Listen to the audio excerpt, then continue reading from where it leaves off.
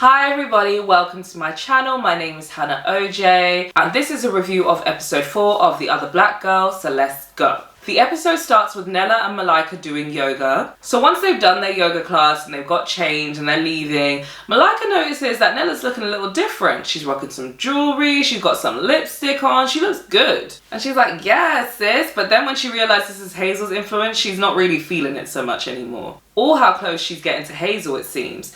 I feel like this is a little bit stronger than just her getting a little bit jealous because she's getting close to another girl, because I do think that is part of it. I do think that Malika has become very used to her being Nella's only black friend and her best friend, and she's very protective of her position in her life. But I do also feel like from this episode it's very clear that Malika is she has a sense about people and fakeness and phoniness, and she clocked Hazel from the get-go. Even before meeting her, you just know, like, when your best friend is telling you that this girl threw you under the bus on her first day, and then she went from that to being her bestie, you're automatically going to be like, well, that's odd, isn't it? Like, it's a little strange, don't you think? And then now where she's seeing her completely change her look, well, not completely, let's be real. Nella started wearing nicer clothes and wearing some lipstick, but it wasn't that drastic of a change really. But still, it seemed like Malika had kind of been begging her to make little changes here and there for ages, and she never did it. And then as soon as Hazel comes through for 5 minutes,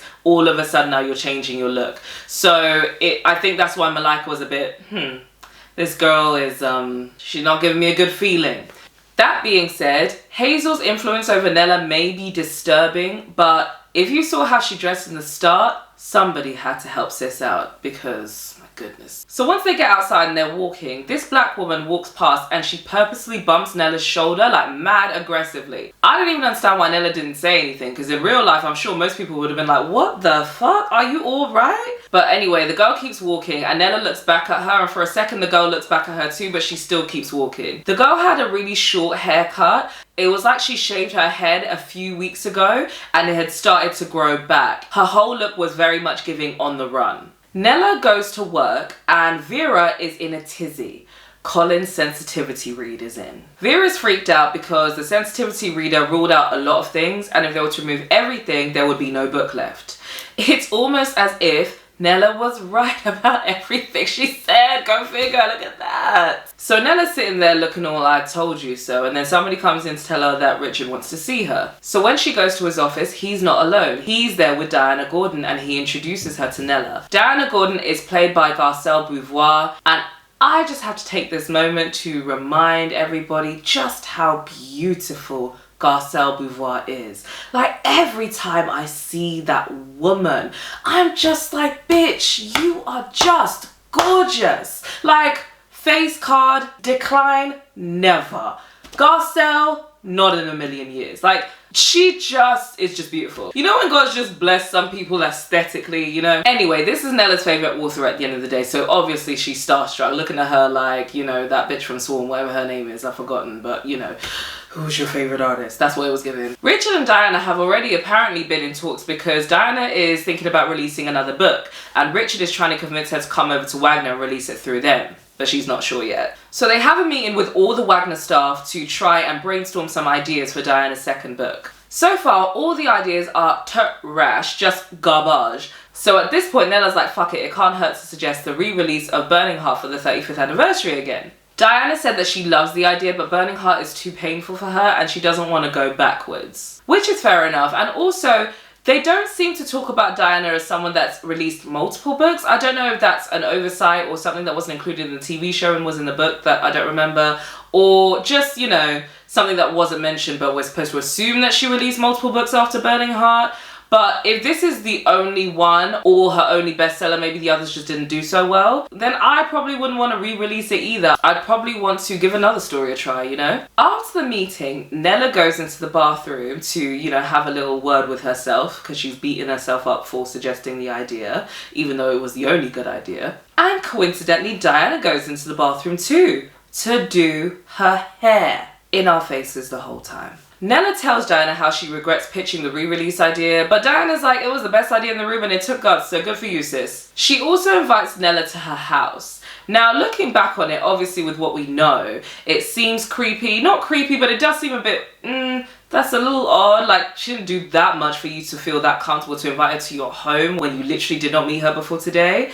But at the same time, in real life, even if your favorite author invites you to her house, you are not going to say no. You are not going to think anything of it. I know for a fact she's not my favorite author anymore, but like my childhood favorite author was Jacqueline Wilson. Today at 30 years old, if that bitch invited me to her home, I'd be like, yes, in a heartbeat. I don't care that I just met you today. J.K. Rowling, yes. Where is your address? Like, I know J.K. Rowling is cancelled now, but I'm sorry. As much as I don't agree with the things that she said, but I'm not going to act like I'm not and have always been a huge Harry Potter fan. Sorry. So yeah, I'd still go to that bitch's house, I'm afraid. And same with any author that I love. So yeah, I could see why Nella wouldn't really think about it as being, it's a little bit. And then when you factor in the fact that she's a black woman, a successful black woman that she looks up to, yeah, forget about it. So anyway, Nella goes over to Diana's house and they're sipping wine, they're chatting. It just looks like a good time over there at Diana's house right now. Meanwhile, Nella texts Malika telling her she's going to be late because she actually, at an earlier point in the episode, invited Hazel over to her house to meet her new friends. That's when it became really clear, like, oh, bitch, you really drinking her Kool-Aid because you're home with your man and your bestie?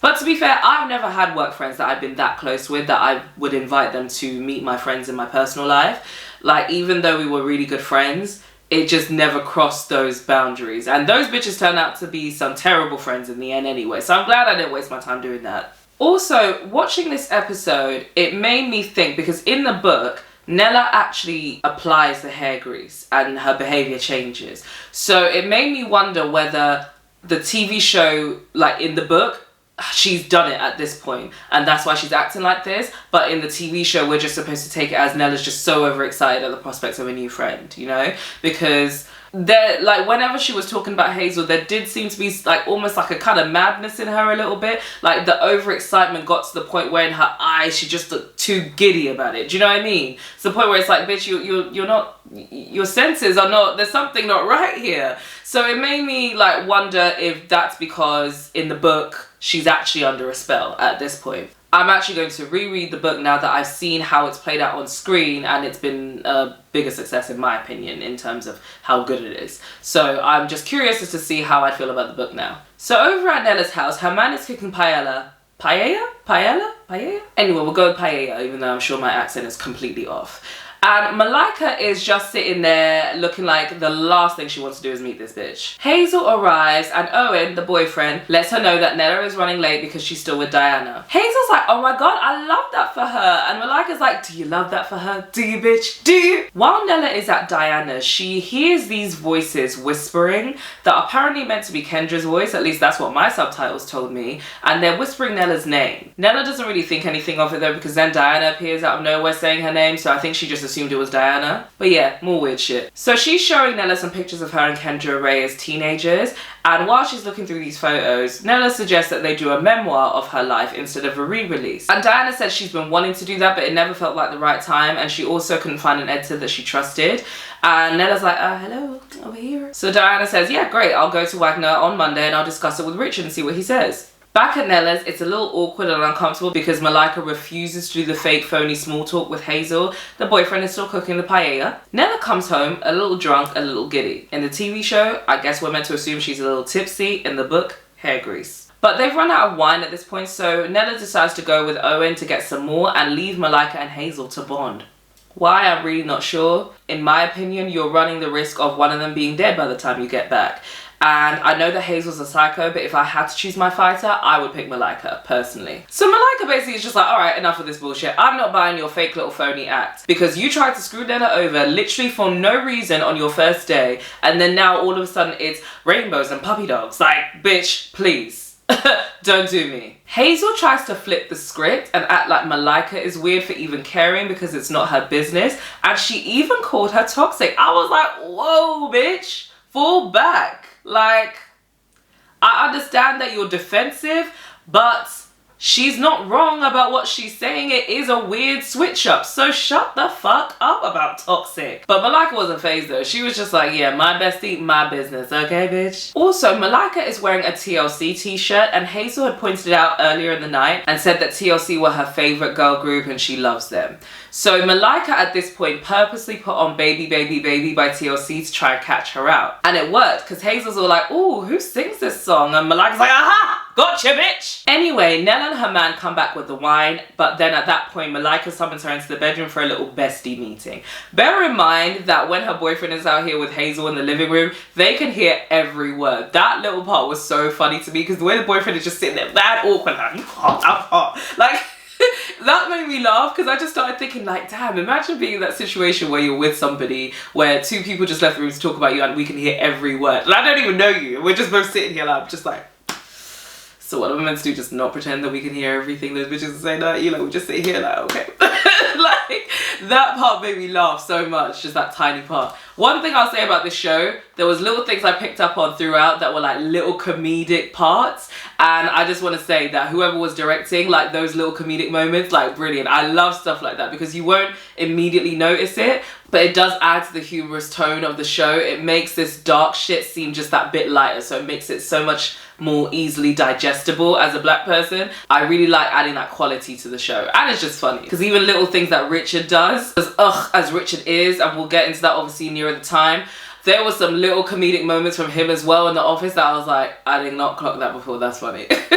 But you know, the guy plays Will from Will and Grace, so his comedic acting is obviously impeccable. Anyway, Malika tells Nella everything that happened while she was gone, and she's basically like, Nella, I love you, but are you dumb? How can you not see this bitch is phony? Nella does not see her point of view at all, to the point where she's kind of arguing with Malika and taking Hazel's side, and she even kicked her out. Like, don't get me wrong, I understand that the examples that Malika brought up might have seemed petty to Nella, especially considering you don't see them at all, so you're gonna maybe think that she's tripping a little bit. I get that. But I feel like Nella was doing too much. Like the fact that she was really getting upset and had her back up about it to the point where she was arguing with Malika when she was just trying to warn her and have her back as her best friend, and then kicked her out of her house. Like, I was just like, girl, like, that's going way too far in my opinion, because she, at the end of the day, regardless of whether you agree with what she's saying or see what she's talking about, it's coming from a place of love. So how are you going to kick her out? Because now it's going to feel like you're choosing her above your best friend or something. Like, I just thought that was wrong. I think it's because Malika made that comment about her being so starved for melanin. I think that triggered Nella, because if, oh God, I'm going to get deeply analytical about a fake character here, but let's go. That's what we're here, right? I think that Nella being who she is, I know she's black, but I do feel like she might be mixed race. I don't know if the actress is mixed race or if the character is meant to be mixed race, but I feel like regardless whether she's black and light skinned or whether she's mixed race, I feel like her having a white boyfriend, working for a company that is all white people, basically nearly everywhere she goes being one of the only black people or the only black person in that space, I feel like that's probably made her a little bit paranoid and self-conscious when she's around other black people, and has made her maybe paranoid that they feel like she's a coon or something, like, you know what I mean, or not a coon, but you know, somebody who's like just whitewashed and not exposed to the culture, and like they almost kind of like take her out of the group chat a little bit. Like, I feel like she feels a little bit paranoid about that, and she has a bit of a insecurity about it. So when Malika said that thing about her being starved for melanin, I think that hit a nerve, and that's why she kicked her out of her house, which I kind of understand if I'm right about my analysis of a fictional character. However, I still feel like she didn't need to kick her out. She could have just said, bitch, come on now, like, that's too far. Or she could have just returned to sender. She could have returned with another diss, you know? Like, I don't know. Kicking her out felt so OTT to me. So anyway, Malika goes, and what killed me is her packing up the paella and putting it in the Tupperware bowl to go. I said, I know that's right, bitch, because she did not wait up in that house for ages for her to come just to have no food. I would have even packed it in a bigger Tupperware bowl. I'm gonna need leftovers later. Nella does go to Malika's salon the next day to make up though. She apologizes for the conversation getting so heated and kicking her out, but she really got upset by what she said, and she didn't say exactly what, but I'm assuming it's the melanin starvation comment. They both agree that they don't need to be friends with the same people. They can just hang out with each other in their group. Their group was fine the way it was anyway, and Nella can just hang out with Hazel on her own time. Malika seems pretty happy with this, like, yeah, take that bitch elsewhere, not around me, ever. Okay, yeah, that's great. Love you, bestie. But no, not around here no more. Back at work, Nella speaks to Diana and she convinces her to let Hazel join them on the project in working on the memoir with her. Nella's speech was so heartwarming, like the way she felt such a necessity to bring in the only other black women in the office on this project, especially when, like Diana points out, you would think her being her favorite author, she would have wanted to spend more time alone with her and kind of just have this to herself. Like, it just outlines Hazel and Nella's fundamental differences. And this is essentially exactly what Malika was saying. Like, the fact that this bitch did not know you from anywhere, only the fact that you were a black woman, and you would think and hope that she would show some solidarity in that. But no, she throws you under the bus and fucks you over unprovoked. But you, Nella, have the opportunity to work with your favourite author all by your damn self. You earned it, you pitched this, you deserve it. You are here because of you. But you still work hard to make a case for Hazel so she can join in and also benefit from being mentored by Diana Gordon. Like, it just really just shows that they're polar opposites and how mismatched this friendship is. Like the part where she said, I don't want to succeed by myself if it's just me, like that's not what success looks like to me. I was just like, oh, girl, that is beautiful. And when she does tell Hazel the news, Hazel doesn't seem happy or excited at all. She seems surprised and uncomfortable, but we know why that is. Hazel goes to Malika's salon. And Malika basically tells her, bitch, don't fuck with me. And Hazel says, Malika, as usual, you have it completely backwards. I'm the one you don't want to fuck with. And that moment is so eerie and creepy, even Malika is scared. And she's not done. Hazel goes on, I'm not going anywhere, bitch. I'm not leaving Nella's life. I'm not leaving her work. I'm here to stay. So I suggest you get used to it. Psycho much? Like, I just wonder what Malika felt leaving that conversation, because what in the entire fuck are you talking about? In what world do you not bring this to your best friend and you both agree that that bitch is crazy? What? You just met this hoe. Like, I just really don't understand how this conversation was just brushed aside. I understand that Malika already had a fight with Nella, so maybe she was hesitant about bringing anything else to her, but that was definitely something to tell your best friend about. That person is dangerous as far as I'm concerned. I mean, we know that she is now, but in real life, I might be inclined to call the police. The fuck? Anyway, the episode ends with Nella on the train home from work. The woman that bumped into Nella on purpose at the start of the episode suddenly appears out of nowhere, and she goes up to Nella and said her name is not Hazel, it's Eva, and then she puts a note in Nella's bag and then jumps off the train, because at that point she chose to do it just before the doors open so she could jump out, and obviously it's New York, big rush. Nella didn't catch a trace of her once she jumped out of the train. She opens up the note and it's written with the exact same pen, it's the exact same handwriting and the exact same paper as the note that she found in her coat pocket telling her to leave Wagner. But this one says tomorrow at 5 p.m. and then an address. So yeah, Nella, again, I said this in the last review,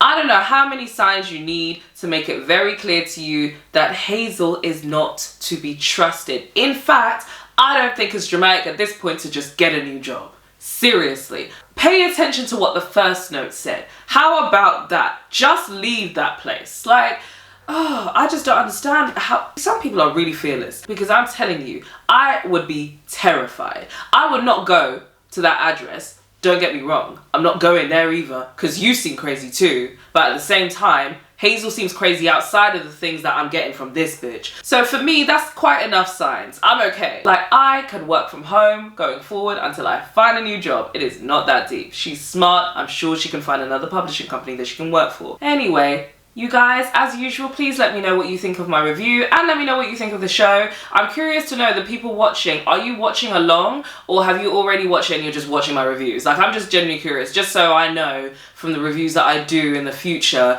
whether or not I should do spoilers along the way, because I'm trying not to at the moment, just in case people have not seen the entire series. But I would be curious just to know, so I know. But anyway, thank you for watching as usual. Please like the video, comment below as I said, and subscribe to my channel for more reviews. My name is Hannah OJ and I am out. Bye.